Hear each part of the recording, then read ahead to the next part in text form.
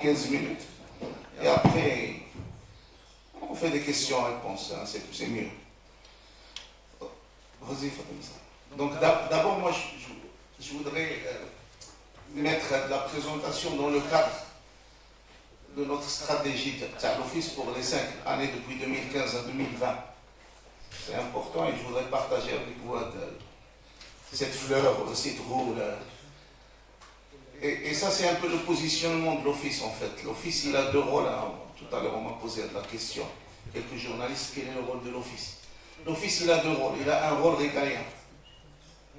C'est-à-dire que viennent des gens à l'Office avec des demandes de type de propriété industrielle. Ça peut être une demande de brevet, d'invention. Ça peut être une demande de marque, d'enregistrement de marque ou de design ou de nom commercial. Et ils ressortent avec un titre de propriété industrielle et commerciale qu'ils peuvent faire valoir.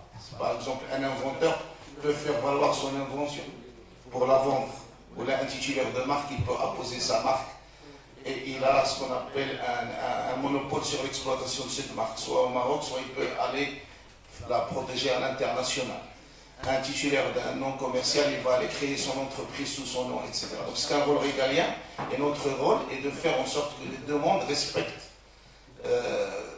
si vous le voulez, ils respectent les dispositions de la loi et des normes dans le domaine pour qu'ils puissent aboutir à ce titre. Donc nous avons ce rôle régalien qui nous est donné par la loi. Mais nous avons aussi, il n'est pas des moindres, un rôle d'accompagnement. Et là, moi, je voudrais souligner un adage. Pourquoi? Parce que la culture de la propriété industrielle n'est pas de facto dans notre économie, dans nos entreprises et dans notre culture de manière générale. On ne va pas de facto aller protéger si on a une idée qui peut devenir une invention. On n'a pas de facto l'idée de faire un design pour notre produit quand on le met sur le marché. On n'a pas de facto l'idée, quand je vais exporter, de mettre ma marque. Ça, c'est un constat. Donc, il faut que cette culture s'enracine dans notre tissu économique. Donc, d'où notre rôle d'accompagnement. Il faut qu'on accompagne l'enracinement de la culture de la propriété industrielle. À côté de ça, cela également dans nos stratégies, nous sommes un service public. Nous sommes un établissement public qui émane de l'État. Donc, nos services doivent être profitables à tous les usagers, nous devons partout là où il y a les usagers. Également, doivent être transparents.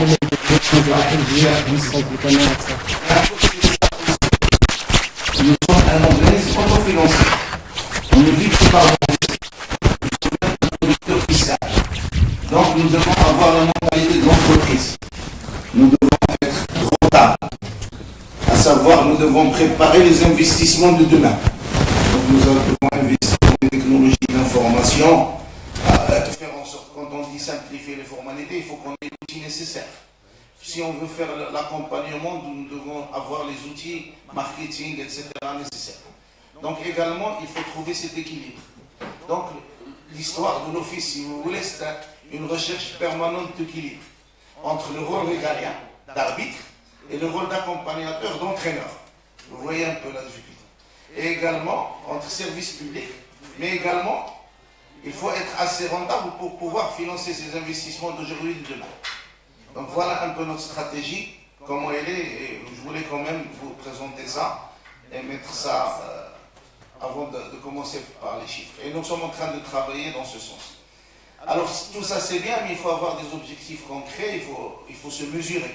Donc on peut se mesurer par rapport à nous-mêmes, mais ce qui est important également, c'est de se mesurer au niveau international. Et donc c'est un exercice qu'on fait chaque année. Je voulais partager avec vous un peu ces chiffres. Donc nous avons tracé un objectif très ambitieux. Et nous on travaille comme ça. Même si on peut parfois nous dire « Ah, vous êtes trop ambitieux », je pense que nous préférons être ambitieux et notre marque de fabrique Olympique, c'est d'être ambitieux. Parce que quand on est ambitieux, on n'est pas pour nous-mêmes, on est ambitieux pour notre pays et pour les entreprises de notre pays. Donc notre ambition, c'est pour les brevets être au top 50, pour les marques être au top 40 et pour le design au top 20. Je dirais que pour le design, c'est un peu facile. Parce que nous sommes déjà en 2016 21 mondial dans le design. Donc il faut qu'on soit fiers au Maroc. Le Maroc est 21 au niveau mondial, au niveau de nouveaux designs qui sont protégés chaque année. C'est un motif de fierté. Donc on va essayer de gagner cette place qui nous manque pour être dans le top 20. Dans les marques, nous sommes 46e mondial. Donc vous voyez que depuis 2014, nous avons gagné quelques places. Dans les brevets, c'est difficile. Nous sommes actuellement 64e, ça va être un challenge d'être dans le top 50. Parce que, vous le savez, l'innovation technologique, c'est tout un écosystème très compliqué. Mais nous sommes en train de travailler, nous ne sommes pas les seuls, nous sommes en train de travailler pour ça. Un autre également moyen de mesure que je voulais partager avec vous, c'est le GII, Global Innovation Index, qui est l'indice mondial d'innovation, où vous voyez que le Maroc est en train de s'améliorer année par année. Donc en 2016, on était 72e mondial. Il ne mesure pas que la propriété industrielle, il mesure autre chose. Si vous voulez plus de détails, on pourra vous les donner. Alors généralement, vous suivez ça. Ça sort chaque année. Ben, on a gagné 12 places en 2 ans. Et croyez-moi, la propriété industrielle a été beaucoup pour gagner ces places. Et donc nous avons d'ailleurs été cités parmi les pays qui gagnent le plus de places ces dernières années. Donc voilà des indicateurs qui sont encourageants. Autre chose que je voulais partager avec vous, c'est CETCO, qui est réalisé par le GII, qui regroupe les pays en 3 groupes. Ce qu'on appelle les Innovation Leaders. C'est les pays que vous connaissez, le Japon, l'Allemagne, Singapour, les États-Unis, la Suisse. C'est le grand cercle en haut. Vous avez 2 cercles qui sont en bas. Vous avez un cercle qui est en bas de la fameuse courbe. Ce sont les underperformers. C'est des pays qui n'ont pas intégré dans leur stratégie l'innovation, la créativité. Souvent qui ont des ressources naturelles et qui un peu sont en train de les finir, entre guillemets. Et vous avez un groupe en haut qui est ce qu'ils appellent les innovation followers. C'est-à-dire c'est les innovateurs de demain. C'est ceux qui sont en train d'intégrer le cercle des leaders d'innovation. Et nous sommes contents parce que le Maroc, vous voyez, il était entre les deux, sur la courbe noire, et il est en train maintenant de rentrer doucement dans le cercle des followers. Ça, c'est pas nous qui le disons, c'est le Global Innovation Index qui analyse quand même 141 économies. Donc, si vous voulez, notre rôle à nous, à l'ONFIS, bien sûr, avec d'autres, c'est d'essayer de pousser pour que le Maroc soit bien installé. Parce que c'est dans ces entreprises, dans ces pays, qui sont en train d'acquérir cette culture de l'innovation pour que, pourquoi pas, demain, dans 10 ans, dans 15 ans, on puisse faire partie, ou là, dans 20 ans, pourquoi pas, il faut être ambition, des innovations leaders. Donc il faut qu'on consolide notre place dans le cercle qui est au-dessus de la côte. Alors pour revenir aux chiffres de 2016, que je veux partager avec vous, d'abord les marques. Vous avez vu, cette année, c'est un record. Enfin, cette année, l'année 2016, record, 12 847 nouvelles marques. Et donc nous sommes en train, peut-être qu'on va gagner quelques places. Et nous, on a estimé qu'on va être 42e. On va regarder. On avait dit l'autre objectif. On est en train de voir ça. C'était le 40. Mais bon, on verra le classement officiel de l'Olympique qui va sortir. Il n'est pas encore sorti. D'accord? Et nous avons une augmentation de plus de 7% des marques. Ce qui est également intéressant, c'est la part des entreprises marocaines, 56%. Et ça également, vous n'allez pas le trouver dans tous les pays. C'est les pays où il y a une dynamique que vous avez plus de marques d'origine nationale que de marques étrangères. Si vous allez voir dans beaucoup de pays de la sud de la Méditerranée, et même, je dirais même du continent, vous allez voir plus de marques plutôt étrangères qui sont enregistrées. Là, nous avons un fort nombre de marques, mais une grande majorité de marques marocaines. Donc l'entreprise marocaine est en train d'intégrer les marques dans leur stratégie de développement, et ça c'est très bien pour demain. Autre également indicateur très important, c'est le taux de renouvellement. Si on prend les marques, et ça c'est en dehors des 12 000, hein, c'est pas les 12 000, les renouvellements c'est à part. Si on prend 2006, 30% des marques qui ont été créées en 2006 ont été renouvelées. Il y en a chaque 10 ans qui se renouvellent. Ça veut dire que ce sont des marques qui vivent une marque sur 3 est renouvelée. Ce n'est pas des marques où l'entrepreneur est venu faire la formalité et a laissé tomber. Un tiers. Et également, ça c'est un indicateur important. Donc voilà également, je pense, un motif de satisfaction. Ça c'est les oppositions au système des marques. Qu'est-ce que c'est? Vous savez qu'il peut y avoir des conflits entre quelqu'un qui a une marque et quelqu'un qui veut demander une marque. Le système d'opposition est venu en tant qu'un système préventif pour éviter à ce que les gens aient des conflits au niveau de la justice et des conflits qui peuvent être onéreux en termes de temps et d'argent. Donc l'objectif, c'était d'avoir un système qui est traité au niveau de l'office. C'est un système qui a été mis en place en 2006 et qui fonctionne bien. 1000 oppositions, nous avons traité cette année, 1000 oppositions à l'office. Et donc, vous avez vu un peu les résultats et c'est très bien parce que tout ça, depuis que ça a été fait, ce système, c'est 8000 oppositions. Ça veut dire que c'est 8000 litiges en moins dans les tribunaux, voilà, qui ont été résolus de façon simple et peu onéreuse. Je vais passer au design, au dessin et modèle industriel. Donc également cette année, nous avons un record, 1385 designs. Également la part marocaine, elle est élevée, 821. Et comme j'ai dit, 22e, on estime, on va voir, les chiffres ils vont être consolidés par l'office. Nous estimons peut-être qu'on sera 16e par l'ANPI. On va regarder les résultats. Nous, on se projette.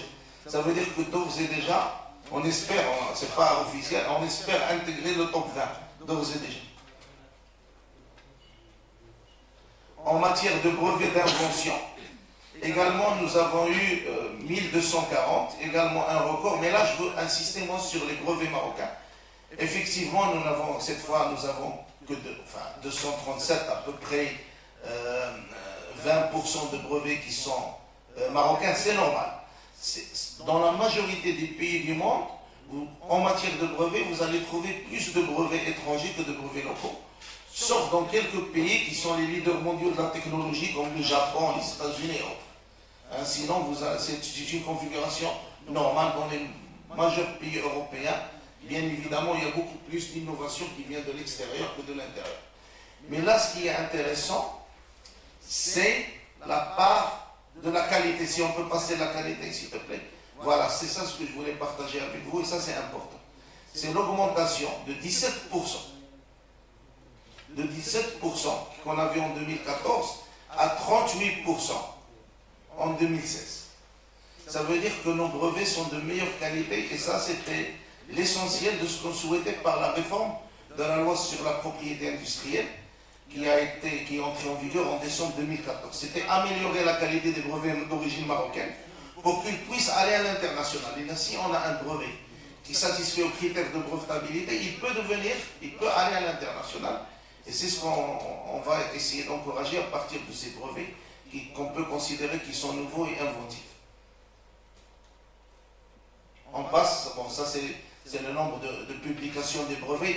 Peut-être qu'on peut revenir pour expliquer nos amis. Parce que si vous voulez, le chiffre que j'ai donné c'est les demandes. Et pour les brevets, comme vous avez vu, il y a un fort taux de rejet parce que la majorité ne satisfont pas aux critères de brevetabilité. Et donc la procédure elle dure plus d'une année. Elle dure au minimum 18 mois. Le brevet reste secret 18 mois. Donc ça, c'est les brevets qui ont été délivrés. Bien évidemment, et ça c'est partout dans le monde. Hein. Les demandes sont beaucoup plus que les brevets délivrés.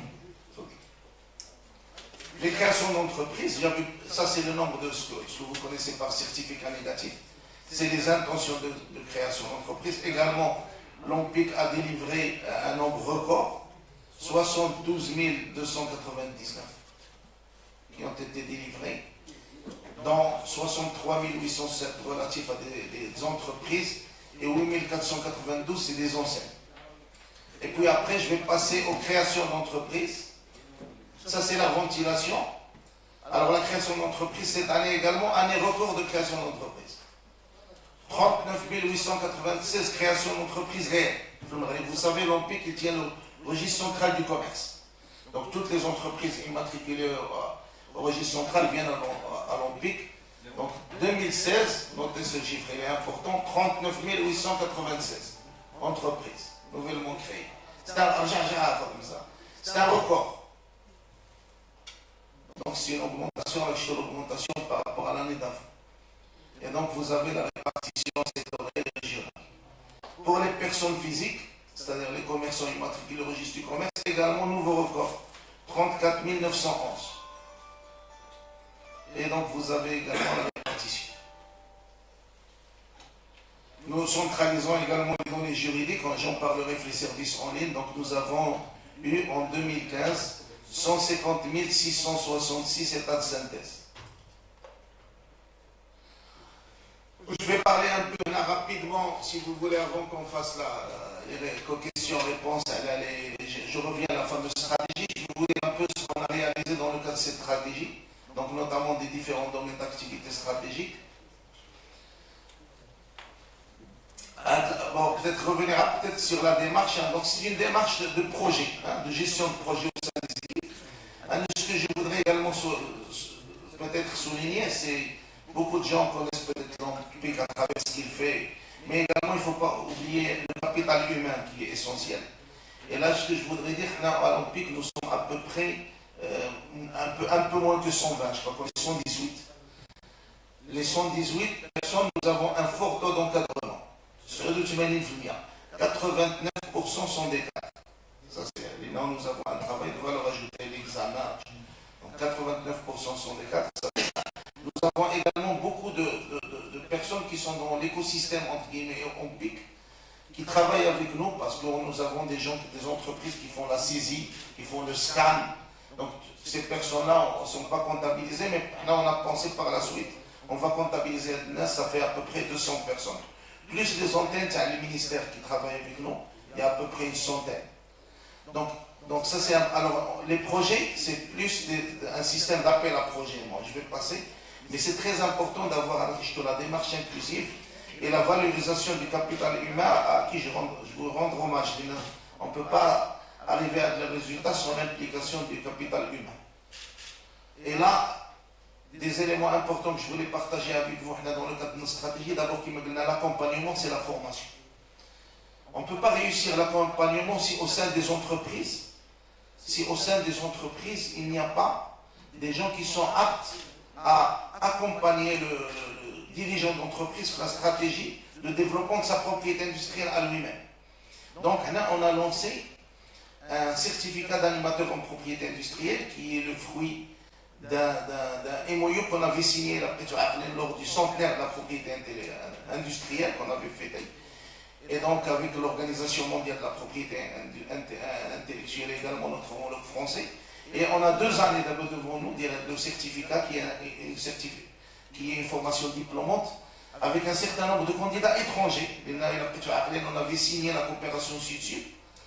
Donc l'Organisation mondiale de la propriété intellectuelle elle nous avait confié de faire un peu de formation de coopération Sud-Sud pour son compte ici au Maroc.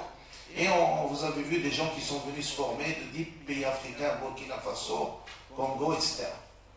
Donc ça également, ça accompagne tout le mouvement qui est initié par Sa Majesté de la coopération Sud-Sud, notamment vis-à-vis de l'Afrique.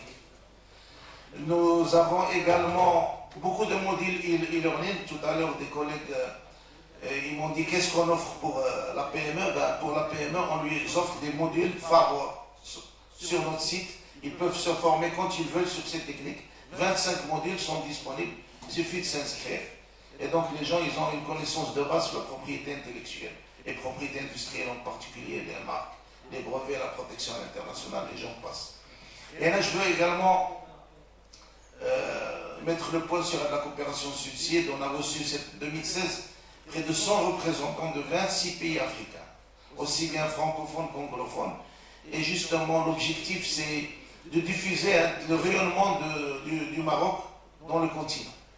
Nous faisons le point suivant, Fatima. Également, la simplification des procédures, c'est important. Vous savez, beaucoup de gens, ils disent qu'ils sont submergés par les formalités, la bureaucratie, etc.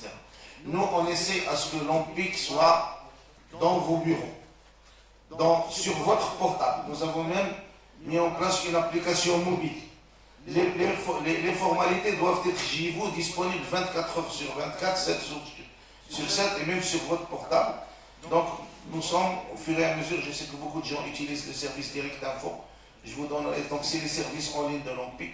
Et nous, au fur et à mesure, nous développons de nouveaux services.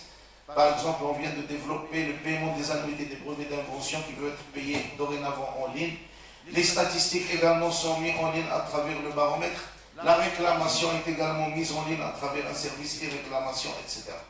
Et au fur et à mesure, nous développons de nouveaux services jusqu'à, Inch'Allah, à ce que tout ce qu'on peut faire à l'OMPIC, on peut le faire en ligne à de bons objectifs. Déjà, d'abord, beaucoup, vous allez voir sur les statistiques, en fait. On a fait, regardez, par exemple, le certificat négatif, donc les 60, 25% sont faits en ligne. Donc nous avons délivré 6 974 certificats négatifs en ligne. Les marques, la part, avec l'évolution, finale la part. Ok, c'est pas grave, on a la part, c'est l'évolution. Je pensais plus de 20, les marques c'est plus de 30% en ligne. Donc 2900, vous pouvez faire là, comme les chiffres, vous pouvez faire le dessin, modèle, etc. Donc ça c'est les formalités en ligne. Donc il y a vraiment une grande utilisation. On va dans les bilans, etc. L'autre chiffre. Là, c'est pas grave. Nous avons eu à peu près 70 000 transactions en ligne, si je me rappelle. Moi j'ai le rapport là. Donc, on vous enverra les chiffres. Mais l'essentiel, notre objectif, c'est que toutes les formalités soient en ligne. Déjà un bon paquet déjà en ligne. Deux suivant. Le centenaire, je voudrais revenir également, c'était l'occasion vraiment de mettre le Maroc en avant et d'être la journée. Vraiment, le Maroc était le centre. Et il y avait l'Organisation mondiale de la propriété intellectuelle à travers son directeur général. Il y avait des experts d'Afrique, d'Asie et d'Europe. Et vraiment, on veut placer Casablanca en tant qu'une plateforme d'IP sur le continent, avec l'édition d'Al-Casa IP Week qui va, Inch'Allah, se faire tous les 2 ans et qu'on avait placé sous le patronage de Sa Majesté. On continue à faire avec les Morocco. Les marques, c'est important pour notre pays. Et les entreprises marocaines, alhamdoulilah, ils sont en train d'intégrer les marques. Donc, bien évidemment, il y aura une nouvelle édition cette année. Également, les nouvelles technologies, c'est un Casa IP Week. Donc, ça nous permet de toucher une cible large, notamment la cible la plus importante, les jeunes qui sont les entrepreneurs de demain. C'est bon, ben voilà. Donc, je suis à votre disposition s'il y a des questions. Oui. Si vous pouvez en fait vous présenter. Je me présente, c'est Massoki d'aujourd'hui du Maroc. En fait, moi, je voudrais juste vous demander, est-ce que vous pourriez nous détailler les étapes pour que quelqu'un puisse déposer un brevet? Comment ça se passe de A à Z? Alors moi ce que je vous propose, et la petite pour ne pas prendre du temps, vous nous envoyez un mail et on va vous envoyer un logigramme très précis avec les étapes, les prix, etc. Donc Fatem Zahra, qui est avec moi, qui s'occupe de ces questions, c'est un mail ou c'est le logigramme, les délais, les étapes, c'est une canne, pas de problème. Est-ce qu'il y a d'autres questions?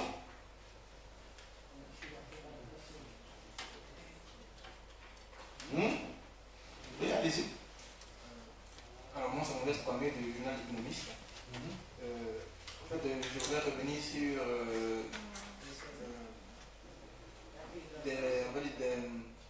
il y avait un rapport de la Cour des comptes en 2016 qui avait épinglé certains points au niveau de la gestion de l'OMPIC. Je voudrais savoir qu'est-ce qu'il y en est aujourd'hui.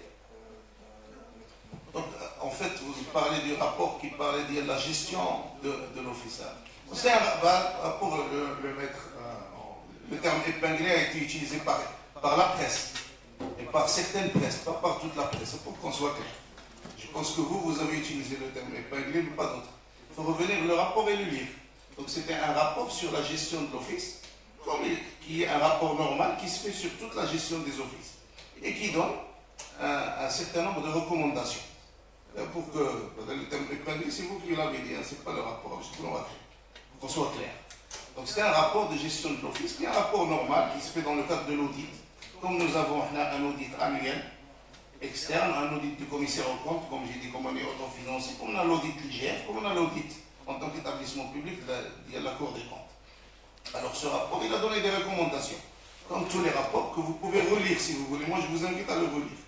Et donc, là, on suit les recommandations. Nous avons un comité d'audit qui suit toutes les recommandations des rapports. Nous avons également un comité interne, directeur ici, un comité directeur qui suit les recommandations. Et nous faisons un rapport au conseil d'administration de suivi des recommandations. Régulièrement dans tous les conseils. Bien évidemment, dans le dernier conseil, on a fait le rapport du suivi des recommandations, y compris de la Cour des comptes. Et je crois qu'on est autour de 80% des suivis de recommandations. Ce sont des recommandations, pour qu'on soit clair, pour améliorer la gestion. Hein? Le terme épinglé a été utilisé, je pense, par vous, pour qu'on soit clair. Et c'est des recommandations qu'on suit. Il n'y a rien de tout à fait normal.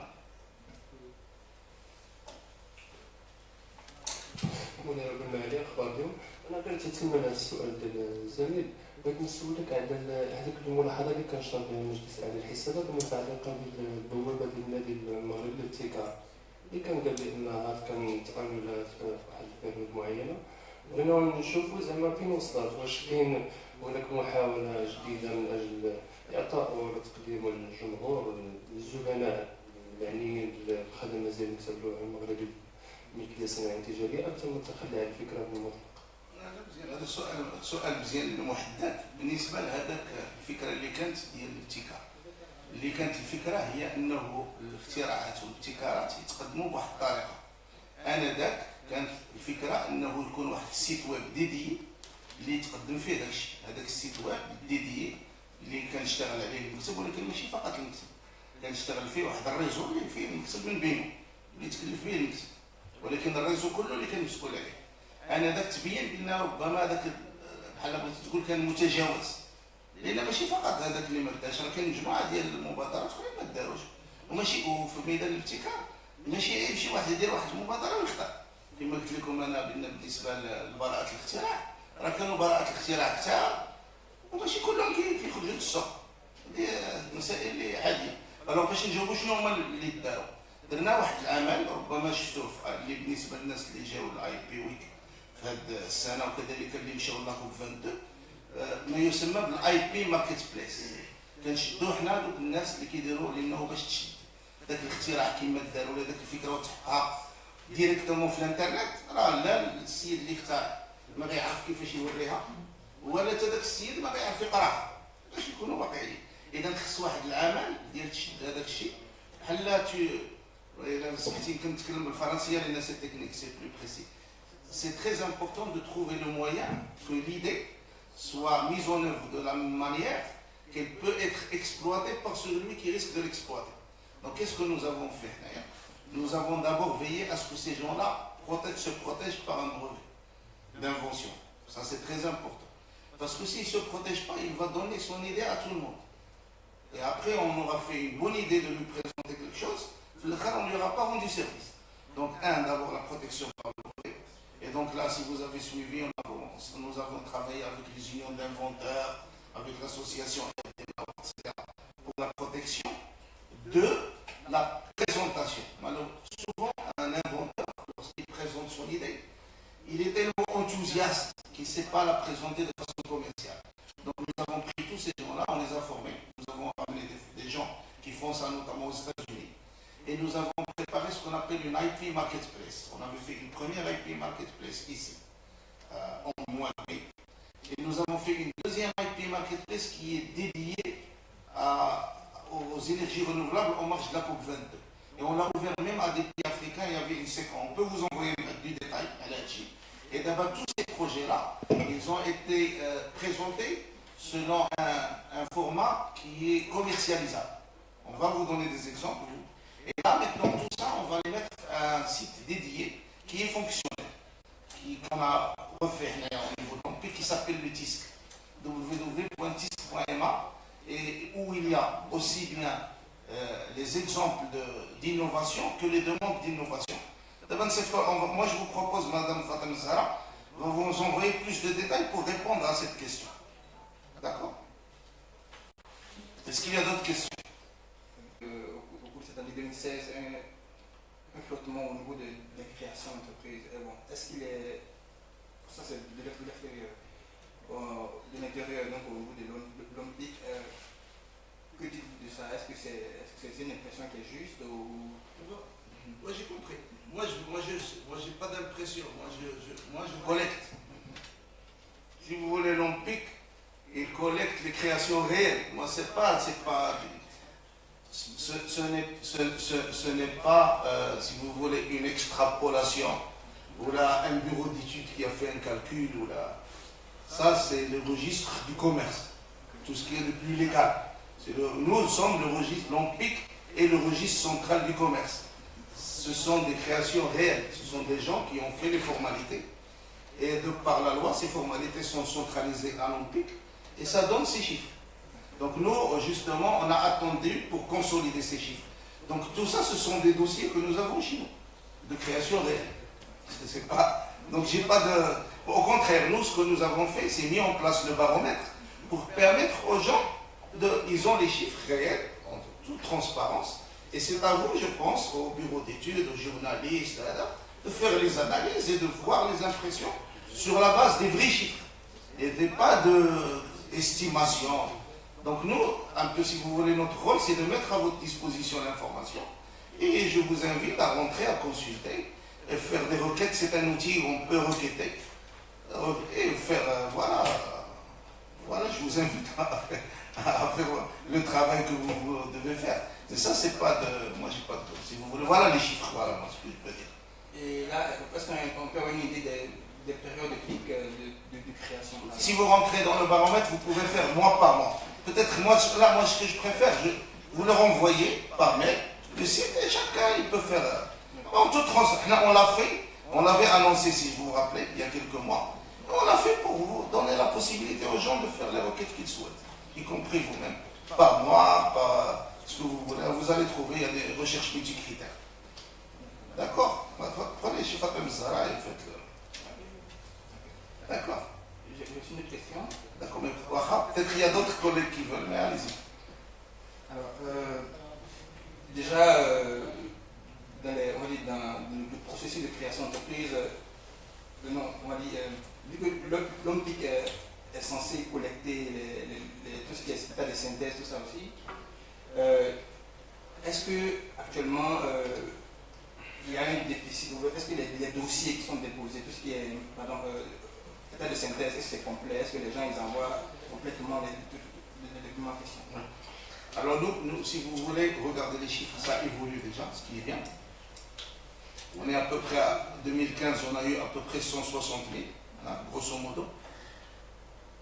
Et ça fait à peu près 60% des entreprises qui existent, qui ont donné signe de vie, qui sont rentrés dans cette étape. Ce qui est nous avons comparé au niveau international, ce qui est bien. Hein, franchement, c'est généralement dans les économies les plus évoluées, il y a des cabinets internationaux qui font ça. C'est 70%, parce que vous savez, il y a toujours certains qui ne veulent pas nécessairement qu'on puisse, qui sont pas forcément transparents à 100%.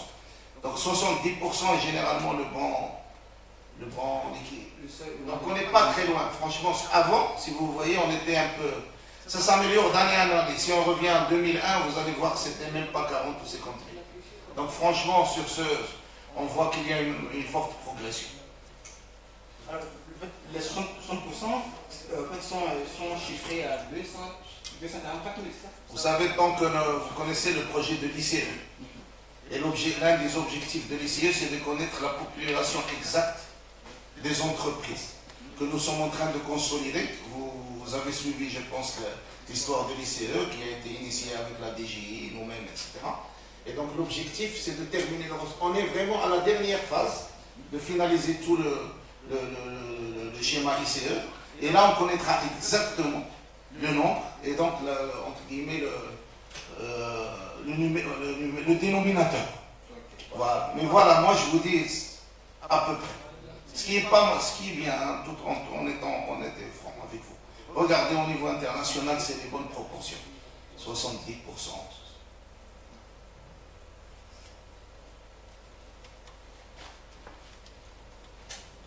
Il a-t-il d'autres questions?